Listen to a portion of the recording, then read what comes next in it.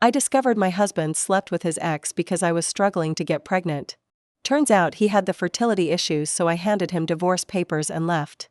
So for context, my husband 30M and I 27F have been married for 2 years and have been trying to have a baby for the past 10 months. Unfortunately, we haven't had any success, and that's been putting a lot of strain on our relationship. For the last few months I really want a baby, and I know so does he. Because he's always talked about starting a family. Even while we were dating, this is something we had in common. Our desire to have a child, and that's also why we didn't waste much time after getting married and began to try to conceive. I've been disappointed by the negative results, but I always tried to hold it together. He didn't do the same and would get upset every single time, then wouldn't speak to me for the next few days. Because he needed his space, his behavior would make me feel really guilty, as if it was entirely my fault that we weren't getting pregnant. About 6 months ago I suggested that we get tested, because even then he was acting out every month. When we'd realize we weren't pregnant yet again, he's the one who turned that idea down, saying that we didn't need to waste our money on tests. We just had to keep trying, so that's what we continued to do. 3 weeks ago, after another negative pregnancy test, we argued because I'd suggested that we get tested. He snapped at me in a very cruel way and told me that he already knew who had issues, but he was trying not to hurt my feelings. There was no real reason for him to believe that I was the one with fertility issues when we haven't even been tested yet, and that's what led to the argument. What he said got to me, and I also brought up his behavior after our unsuccessful tries to get pregnant, blaming me for the failures constantly when it could have also been him. He said that he knew for a fact that it wasn't him, and then actually gave me an ultimatum at him, saying that I could either do something about this or we'd have to go our separate ways. Because he wanted a baby, and if I wasn't able to give that to him, then he didn't see the point of us being together. That broke me, because I wouldn't mind staying married to him even without having a baby, because I loved him. But those feelings were not reciprocated. He only cared about having a baby and saw me as a baby-producing machine more than his wife. By then I was disheartened, even thinking that this was what my husband thought of me, and decided not to speak to him until he apologized to me. The apology never came, because after 3 days he had to leave for a business trip and he didn't even bother to speak to me. Before he left, I was already very upset, and him leaving without saying goodbye to me hurt even more. After he left, I pacified myself by believing that it was some consolation that he'd at least still added the details of his visit on our shared iCloud calendar, which was our ritual. Every time he'd have to travel for work, I tried to get along with my life for the next couple of days, because I knew that this would be a longer trip than usual and he'd be away for at least 10 days. This time, on the 3rd day of his trip, I was scrolling through Instagram, and then out of the blue I came across my husband's ex-girlfriend's post. She was sitting by the pool in a bikini, and the place seemed really familiar, so on a hunch, I decided to search the hotel that my husband was staying in, and sure enough, the setting matched what I had seen on Google Maps just a couple of days back. I tried to make out whether it was the exact same place or not, and even made a call to the hotel front desk to confirm if she was staying there or not. I asked them to connect me to her room, and they did so, and within seconds I heard her voice on the other end, repeatedly asking who this was. Of course I didn't say anything and hung up without a word. I tried to force myself not to think of what might be happening, but there was no denying it anymore, and I knew then that my husband was definitely cheating on me with his ex-girlfriend. It was lucky that I followed her online and that they were still on good terms, because otherwise I never would have found out. It was only then that I began to think that he'd probably even added the details of his trip on the calendar out of habit, not on purpose, because he wouldn't want me to find out about this. My doubts were confirmed when, after I seen that post, the details on the calendar were suddenly gone. It was too late though, because I'd already seen it and even taken a screenshot of it like I always did. He and his ex-girlfriend had been together for 2 years in college, but had broke up a couple of months before graduation.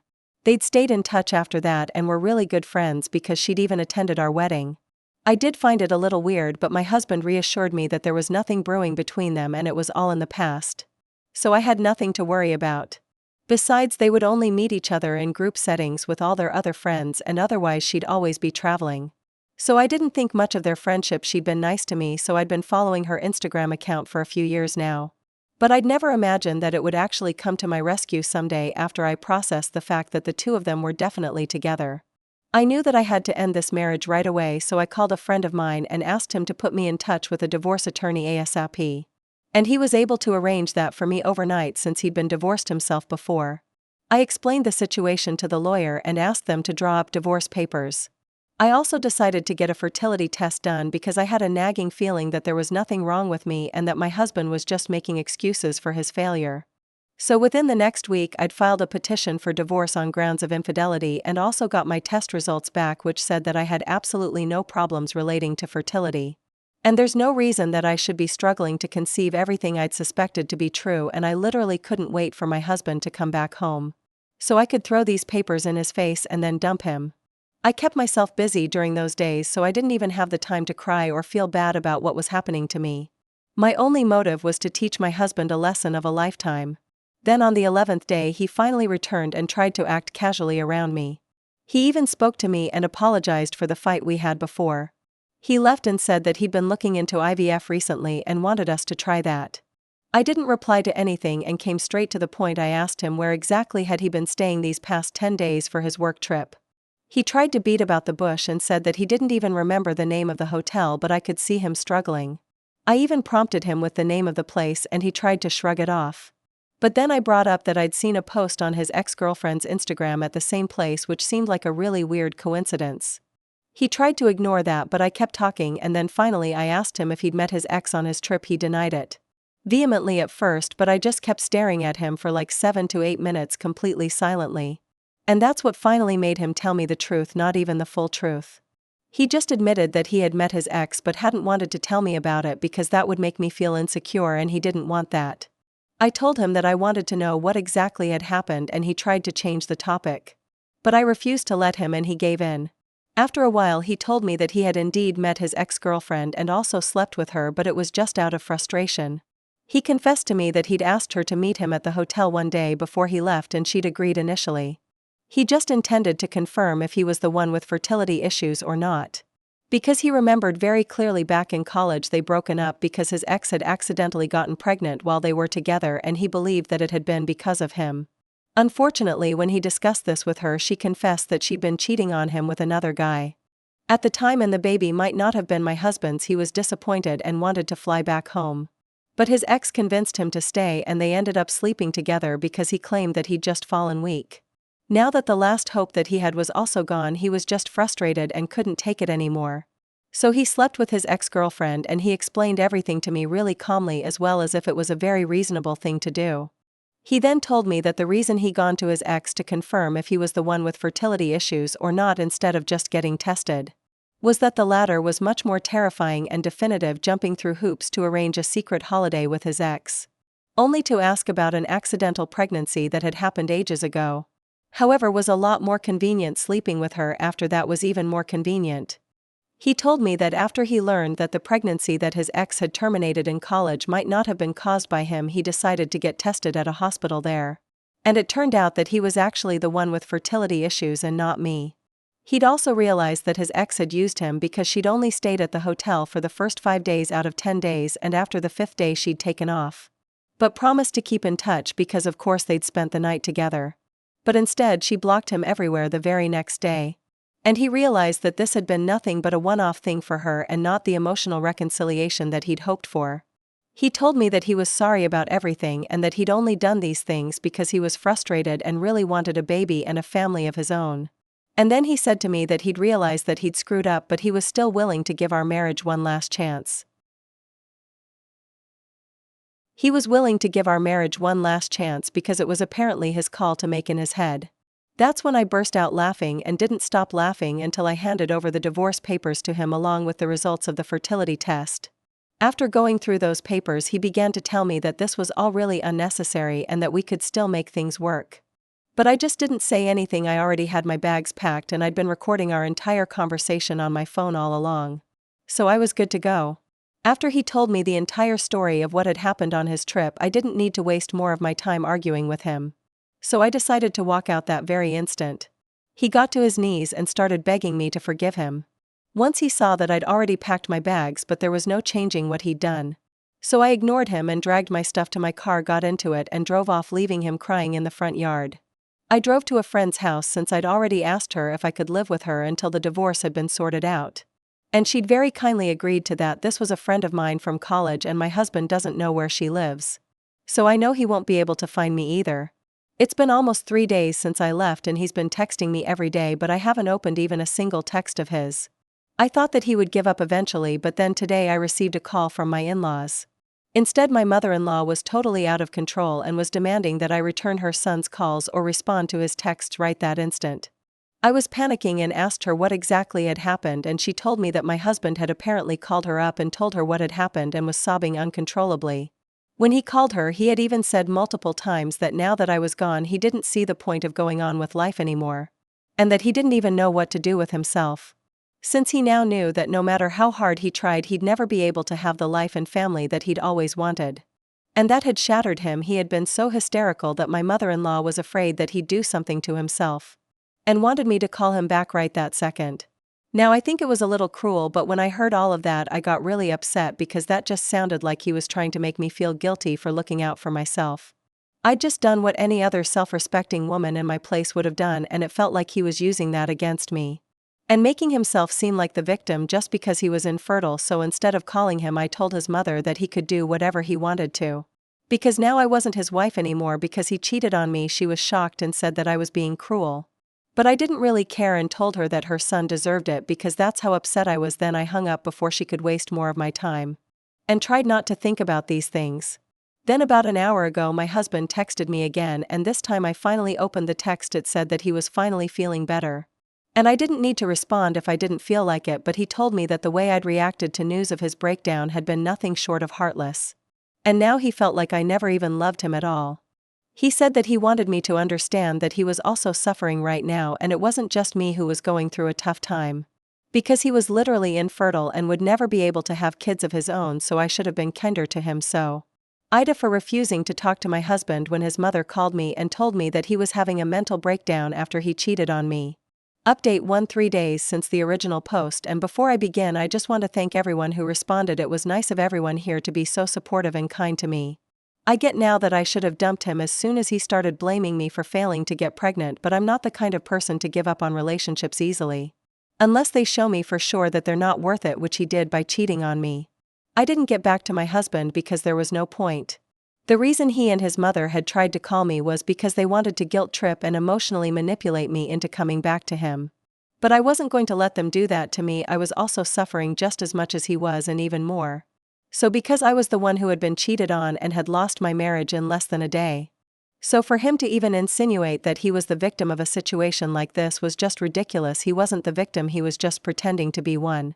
So that it would be easier for him to manipulate me and make me seem like the bad guy for not caring about him. After he literally slept with a woman he told me he has nothing going on with, not just once but multiple times.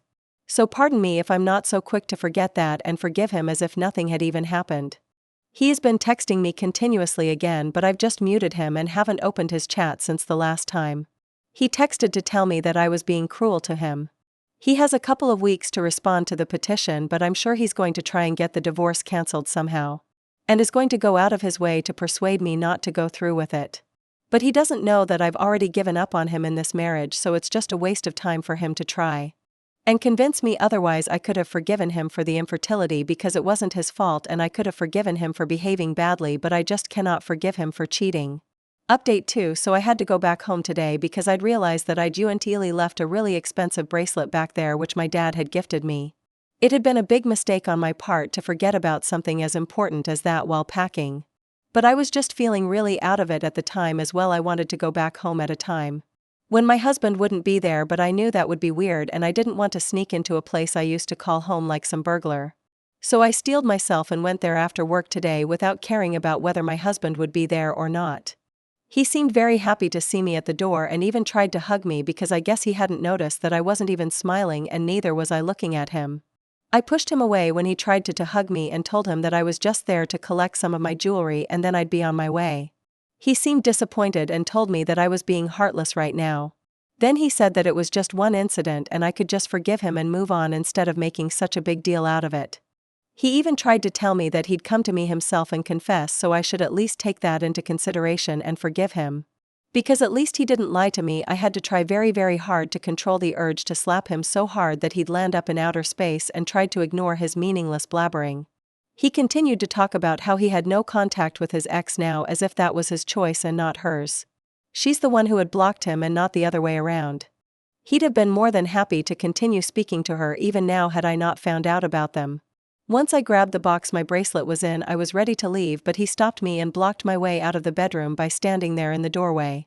He's considerably taller than me and I was kind of scared at that moment, but he just stood there and told me that I had to at least give him a chance to explain.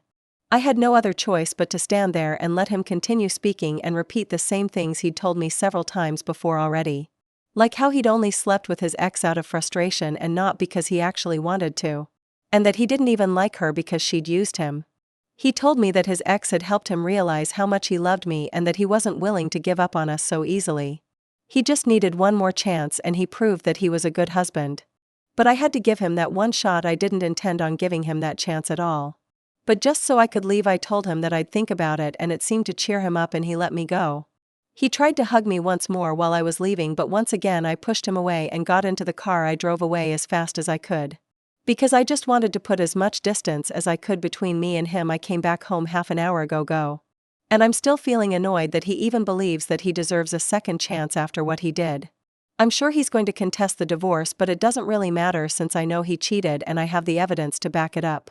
As well, it's just frustrating to know that he still doesn't see what he did was truly horrible. Nobody deserves a second chance. After that, he blamed me and made me feel like absolute crap for not being able to conceive. When it was actually him who was the problem all along. This divorce couldn't have happened sooner. Update 3: My husband just has a week now to respond to the petition, but I guess he's still holding out hope that I'll somehow change my mind. Even though I haven't responded to any of his calls or texts in ages. Today I texted him back and said that he can't change my mind, so he'd better start looking for a lawyer. Because he really shouldn't waste any more of his own time as well as mine. He called me and asked me if I was actually serious, and I had to tell him that yes I was, and that there was no chance in hell that I'd take him back after what he'd done to me. He tried his best to talk me out of this, but I was just so exhausted that I hung up. I didn't have anything to say to him, and if he didn't want to take this seriously, then that was on him. I'd warned him and now the ball was in his court. My lawyer and I are already discussing the settlement and how to go about all of that so he can fall behind. By all means, I don't care. Update 4: He's not contesting the divorce. We're going straight to negotiations about the settlement. I'm hoping for a decent sum and a fair division of all our assets, and I know it'll be a cakewalk because of the proof that I have against him. She didn't even call me. She called my parents and tried to tell them off for raising a daughter like me, who had no sense of beauty towards her husband. Apparently she expected me to give one tiny mistake and give him a second chance. But she didn't know that my parents weren't the kind of people who supported that sort of attitude, especially when it came to infidelity. So instead of her telling them off, it was she who got a talking to and was told that her son was the one who had messed up here. So if anything, she should be targeting him and not me. Because I was just doing the right thing for myself. I'm glad my parents are on my side, and soon our friends will get to know me as well. Because this is not something that I'm going to hide from them. Everybody should know what he did to me, barring the infertility, because that's not my business anymore. I hadn't cried or let any of my feelings out for a while, but now I feel like I can finally allow myself to relax a bit and let my hair down. Because things are finally heading in the right direction. Soon enough I'll be divorced and he'll be gone. Thank you for watching. Please like and subscribe to YouTube channel for more Reddit story.